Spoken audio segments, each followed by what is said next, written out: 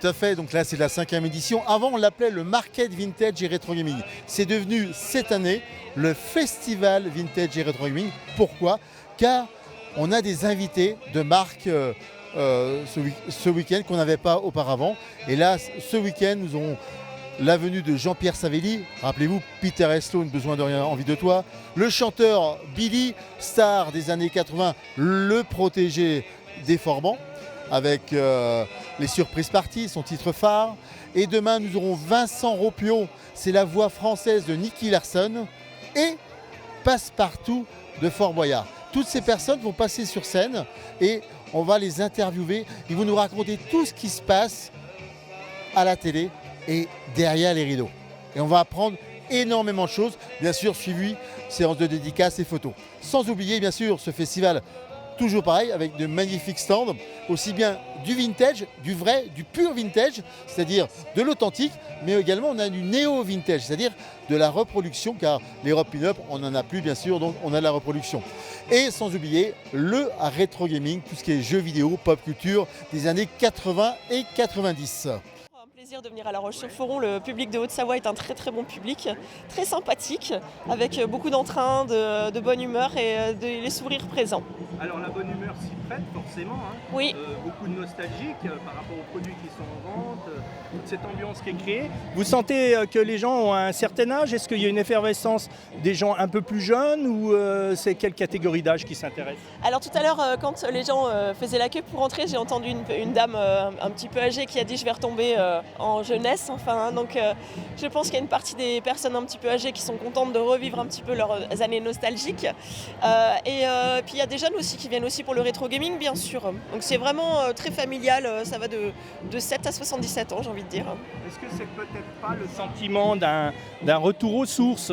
Aujourd'hui la société va très vite, l'intelligence artificielle, toutes ces choses qui arrivent de manière très rapide. Est-ce que les gens se perdent pas un peu et ont envie d'un retour en arrière sur une période où on y a trouvé un art de vivre, je dirais? Ouais, je pense qu'il y a de ça, c'est une période qui est rassurante en fait, aussi bien, et puis c'était très esthétique, tout était très beau en fait, les habits étaient très jolis, les voitures étaient très jolies, les meubles étaient très jolis, il y avait une espèce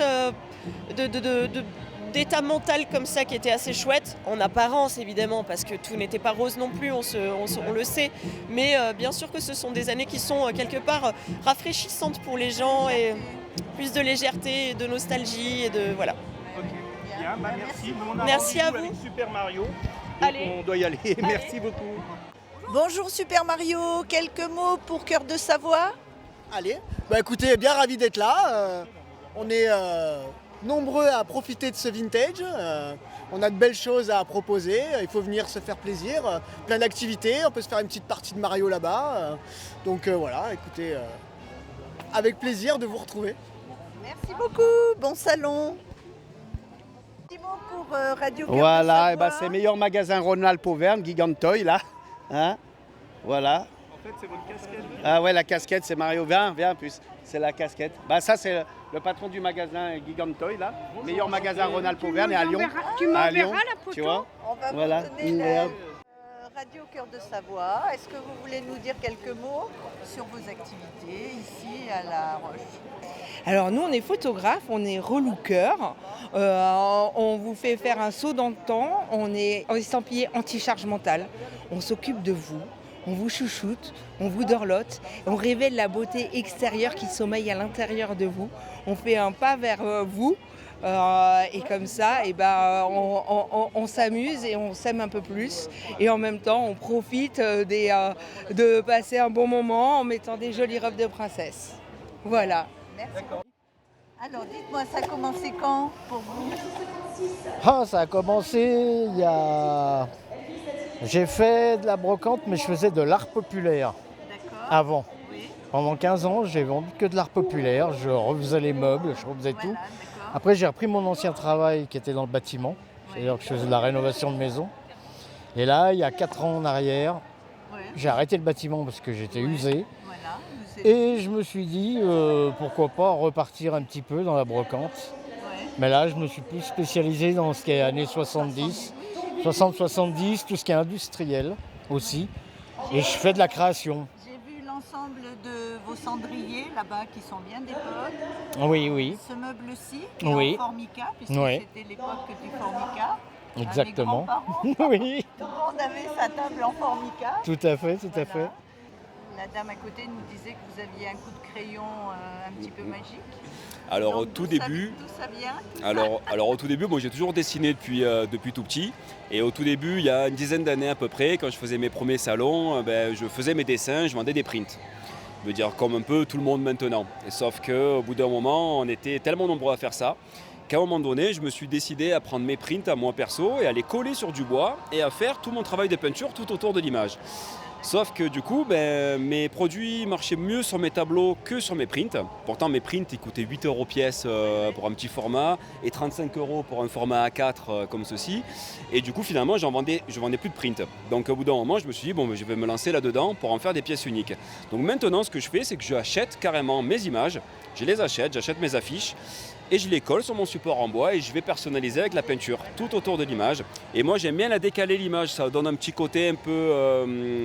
ça redynamise un petit peu l'image. C'est pour ça que je vais l'encadrer après au Posca pour qu'on voie bien le décalage, le tour du cadre aussi. Après il y a 2 couches de vernis dessus pour être protégé, au moins c'est prêt à poser directement. Et au moins donc on n'est que sur des pièces uniques à chaque fois. Et après j'aime bien me rajouter toujours plein de choses aussi à côté. Donc c'est pour ça que je fais de l'impression 3D aussi. Mais l'impression 3D je vais toujours la peindre pour justement faire que des pièces uniques à chaque fois. Alors justement, là, dans les impressions 3D, votre appareil met combien de temps à les réaliser? Alors tout dépend après de l'impression, au plus c'est gros et au plus il y a de détails, on va dire, ça va être long. Donc en moyenne, sur une cartouche comme ceci, ça va mettre à peu près 3 heures pour une impression. Ça reste raisonnable. Après j'ai des pièces que je n'ai pas ramenées ici, mais j'ai des grosses pièces qui peuvent mettre 8-9 heures d'impression. Là-bas, Et aussi pareil, on est sur de la 3D. Alors par exemple la pièce avec le balrog là ici, là on est sur des pièces avec les supports, tout ça, là ça va prendre à peu près 6-7 heures d'impression à peu près, sans compter après tout le travail qu'il y a derrière. Donc après il y a un travail de, moi je n'utilise pas de produits chimiques pour lisser justement l'impression.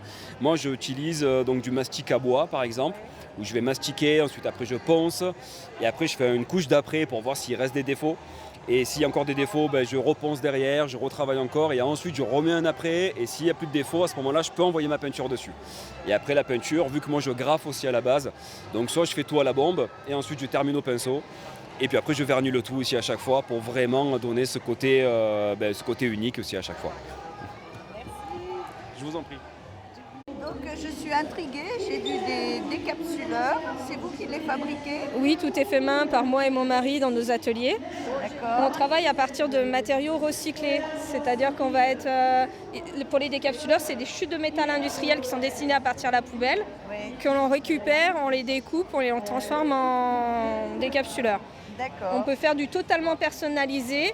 Comme tout est fait main, on trace nous-mêmes nos logos, nos stickers, tout est fait main. Donc vous pouvez choisir la couleur de la plaque, la déco, voilà. Ok, c'est la première fois que vous venez là? Première fois qu'on vient à Savoie Expo, oui. D'accord. Vous êtes dans la région? On habite au Yonah, on n'est pas très loin d'ici. D'accord. Eh bien, merci, on va filmer un petit peu pour voir. Là, c'est aussi des décapsuleurs? Oui, non, ce sont des horloges. C'est-à-dire qu'on va travailler D'accord, pareil aussi pardon. Oui, j'avais avec des barils d'huile Oui. qu'on récupère dans les garages de voitures qui servent pour faire les vidanges de voitures. Oui, oui. Donc nous, après, on les dépollue et on les transforme en horloge. D'accord, ben, c'est une bonne idée. Ou en mobilier, en fauteuil, en table. Des petits jerrycans. Voilà, c'est ça. C'est des jerrycans aussi qu'on transforme, qu'on repeint et qu'on fait à la personnalisation. Ben, merci beaucoup. Je vous On en prie. souhaite une bonne journée. Merci, au revoir. Au revoir. On a jeté un œil sur votre stand. Donc je voudrais que vous nous parliez un petit peu des produits que vous proposez. Alors, nous sommes auvergnats, donc on arrive d'un peu plus loin que chez vous, malgré qu'on ait une belle et grande région qui rejoint la vôtre. Et nous, on fait ce qu'on appelle du upcycling, c'est-à-dire qu'on détourne des objets pour en faire autre chose, comme la table basse avec les pieds en version H. Vous allez avoir des machines à écrire qui deviennent des lampes parce qu'elles ne sont plus fonctionnelles. tous les objets qu'on chine dans les brocantes ou qu'on récupère parce que les gens n'en ont plus d'utilité et au lieu de les jeter, c'est quelque part un peu une démarche écologique. On les détourne, on en fait autre chose. Là, vous allez avoir par exemple le petit lapin, c'est fait avec des anciens couverts qu'on a rachetés dans une recyclerie. Voilà, on détourne pas mal d'objets comme ça. Et puis vous avez cette partie bois où on récupère des vieilles souches, soit chez des bûcherons, soit tout simplement dans les forêts ou en bord de rivière. Et puis on garde, on dénature pas et on en fait des lampes, on en fait des tables. Voilà. On essaye d'avoir cette démarche de plus écologie possible pour éviter de jeter et parce que les objets peuvent servir à faire autre chose. Alors de vous deux, quel est le plus inventif? Je pense qu'on est complémentaires. Complémentaires. Tout à fait. Quand mon mari ne voit pas la chose, moi je la vois et inversement, on ne voit pas forcément du même œil. Déjà parce qu'il y a ce côté masculin et féminin qui est quand même assez présent. Et puis voilà, moi je vois des choses d'une façon, lui il les voit d'une autre. Souvent ça incite à regarder différemment et à créer différemment. Voilà, tout à fait. Eh bien, merci beaucoup. Merci à vous. Parmi tous ces vinyles, Oh, je cherche pour un ami, mais oui, il y a de quoi. Il y a matière. Et puis c'est sympa qu'il y ait ce salon dans la région. oui. Très bien. Alors je vous souhaite bonne pêche. Merci. Tout est d'origine? Tout à fait. Oui, bien. Alors parlez-moi un petit peu de cette voiture. Donc cette voiture est une vraie voiture de patrouille réformée que j'ai importée moi-même des États-Unis. Donc c'est une Ford Crown Victoria. Donc moi je représente l'État de l'Ohio. Donc c'est pour ça qu'elle est entièrement noire avec cette sérigraphie-là. Dans d'autres États comme Los Angeles, trucs comme ça, elles sont blanches et noires. On a l'habitude dans les séries de les voir plus les blanches et noires. Et voilà.